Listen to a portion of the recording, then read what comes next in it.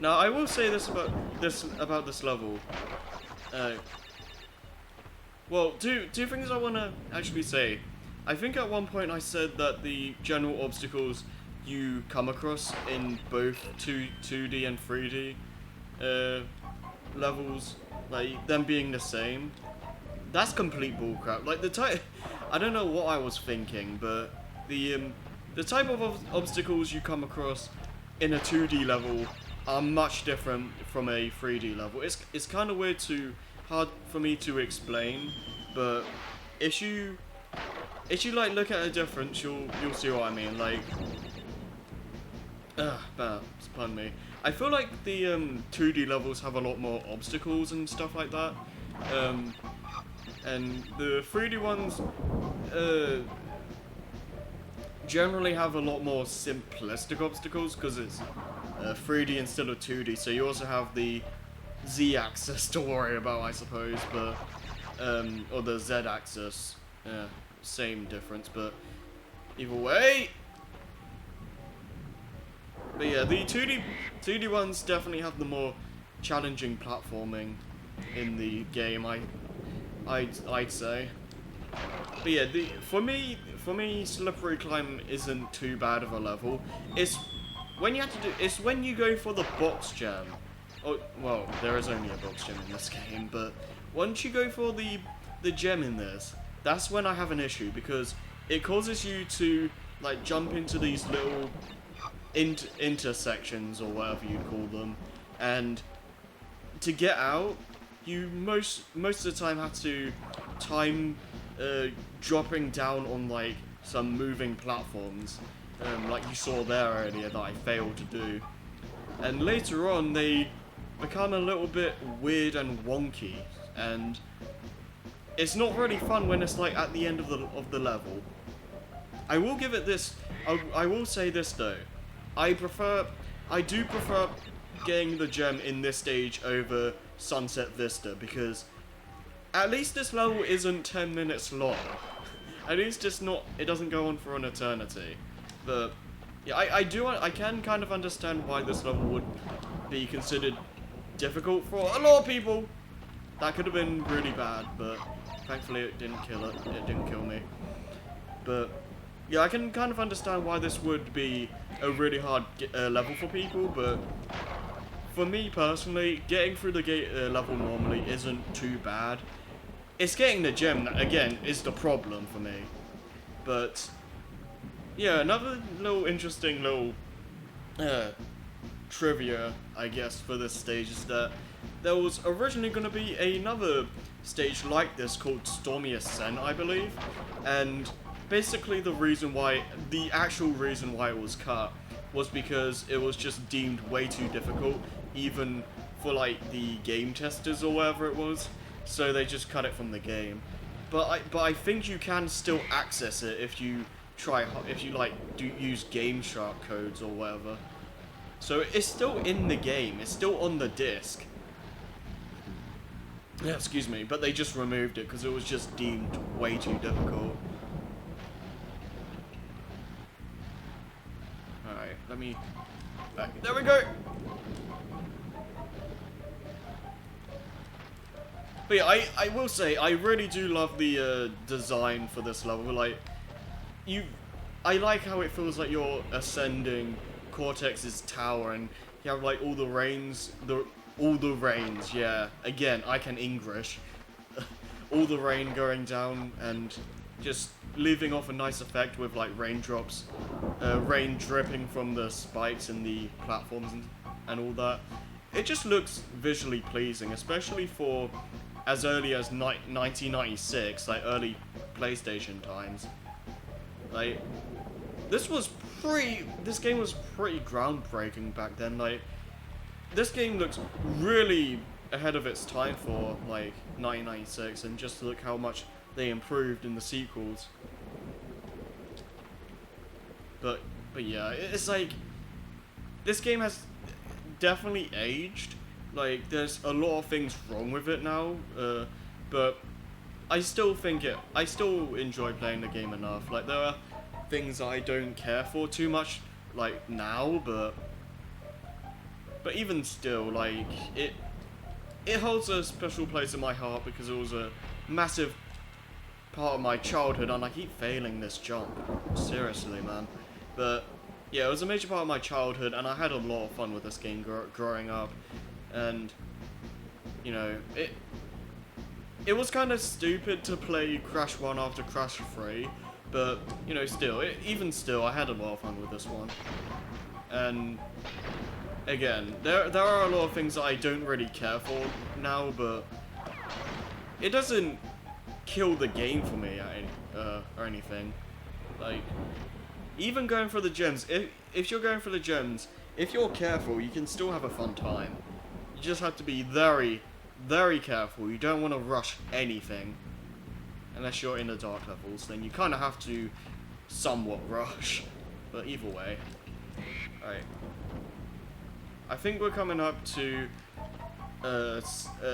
in an area where you have to like kind of go into the little cage thing again. Alright, I've got the Brio face. I don't think I really shouldn't be alive right now. That was a terrible idea. I'll take it.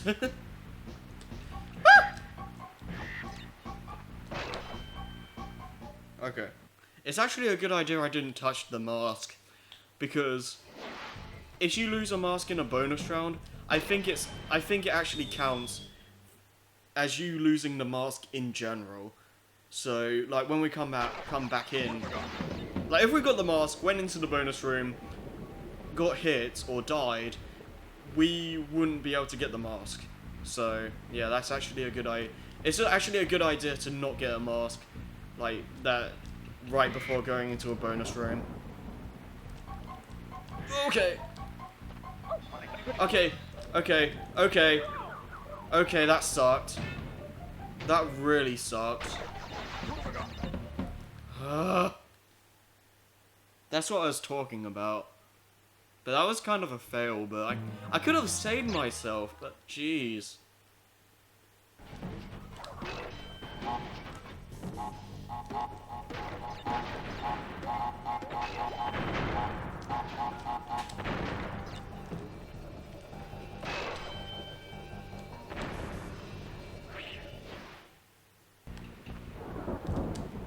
Okay, well, I'm back, and okay, let's time this.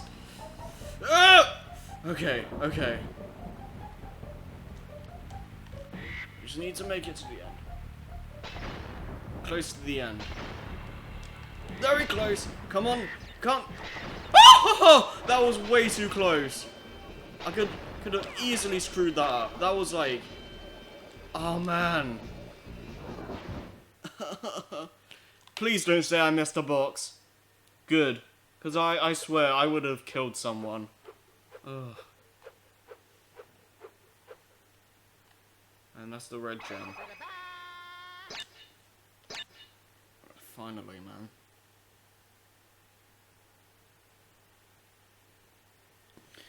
Woo! Yeah, I just hate just dropping in those sections. It's just really unreliable, and I hate doing that. Alright, and now we have the first dark level. We don't actually get the next dark level until a little bit later. Like, well, not... It's actually very soon, actually. It's like, we do one level, and then we have to get a key. Like, yeah, the second dark level is actually another secret level. That was a great start. I don't think we can actually get the gem here yet, so if we die after a checkpoint, I'm just going to keep going. And if we don't see a gem platform, then it means we have to restart. So, yeah.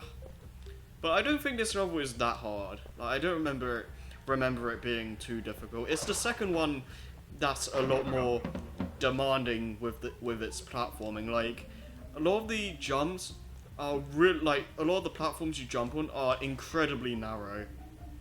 And these ones are already pretty narrow than it, like, already. Yeah, excuse me, already. And yeah, it just gets really ridiculous in the secret level. But here it's not too bad. I just have a bunch of rats. And yeah, that's something I don't... Okay. One thing I will say, I recommend... Okay. But I recommend generally not spinning on enemies because, as you saw, it can launch as potentially... The game can potentially launch the enemy into a Aku Aku crate.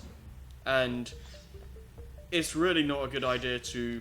Yeah, okay, there's a gem platform, so I don't need to worry. But yeah, you don't want to break Aku Aku crates prematurely in this stage because it'll greatly lower the time you have to get through, because it won't like double the amount of time Aku Aku has a light on him. It will just reset it, and you really should just mainly resort to jumping on enemies. But thankfully there aren't a lot in that stage. So, alright, well anyways, here's the level we need for the key. And this was what I was talking about this level thing feeling a little bit out of place compared to the other ones in this on this island. Like, I guess it can kind of make sense from a story perspective. Like, Cortex built his castle on top of these ruins and all that, which once you put that into consideration, I guess that does make sense. But it's just a little bit weird to have like this level in the middle of like a bunch of like machinery based levels and stuff. Like, I don't know, like I guess it can still kind of work being here, but part of me thinks it could have been better if it was just placed earlier on in the game. But I don't know. I guess it still kind of works. Again, once you put into the consideration that Cortex probably built his castle on top of this place, so you know, it can still work from a story perspective. I don't really know how hard they were thinking about that though, because to be fair, Naughty Dog do make a lot of story-based games now, so they may have thought about it a little bit, but back then, most of the stuff they worried about was the gameplay side of things. And I'm not saying that they don't make like the gameplay good or anything like that. Or like, I'm not saying that Uncharted or anything is like bad or Last of Us are bad as games. Like, from what I've seen, they're totally fine games, but like the Crash games are more definitely a lot more gameplay focused than say Uncharted or Last of Us. And again, they seem fine. The gameplay in those games seemed fine, but the story was obviously the main like focus compared to like the gameplay. Like, well, more so for Last of Us. I'm not 100% sure on Uncharted, but the story definitely plays a much larger role than the Crash games do. So, you know, and I don't take this as me bashing any of those games. I'm not saying they're bad because of it. They just took a different direction is all. So I would like Naughty Dog to kind of go back to their roots or something someday. Like get the rights to Crash or something again. And that was way too close. Get the rights to Crash again, or make another Jack game, because those games were more story-driven than Crash as well, but they were more, I don't know, I don't want to say too much, because I haven't played any of the Jack games, but, okay. Alright. But, yeah, I haven't played any other Jak games, but from what I've seen, they're more story-driven, again, than Crash. Well, Crash is a series where it's not, you can't really have the story be the main focus, obviously, but, you know, Jak is still a platformer, I suppose, but, like Crash, but it's a different kind of platformer! Okay. I don't want to fail this.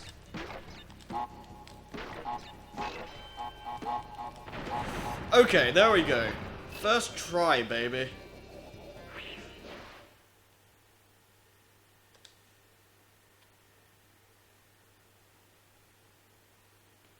Doing good. Woo! Doing good! How about that 69? 69.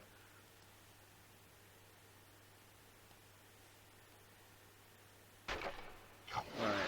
Now we just need to just stay alive. Okay.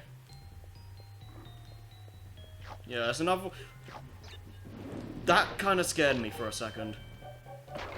That would have sucked. Okay. Still alive. Thankfully there's a drop shadow. So that helps a little bit.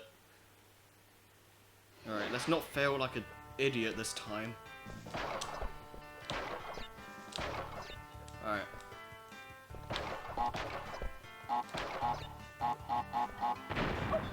Oh, come on.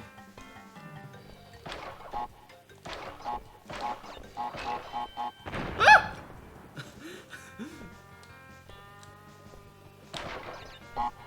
Alright, I'm not even gonna chance that. Oh, nice. Yeah, this game gives you so many lives. Like, once you restart, you exit your save and enter again. You start again with your default life counter. And look how fast we've gone up to, like, what? Was it 80 lives? 60 or 80? Like, that shows you how easy it is to farm lives in this game. You don't even have to try. Like, oh, 70. No, it was close enough. Alright, just be careful here. Oh! Ho, ho, ho, ho.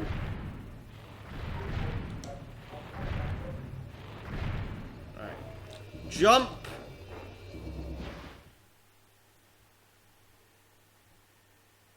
Okay, cool.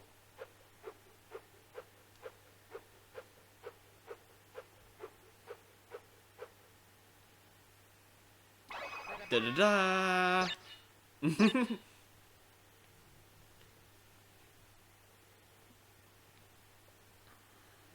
We just have a couple levels to do, then we just have to backtrack.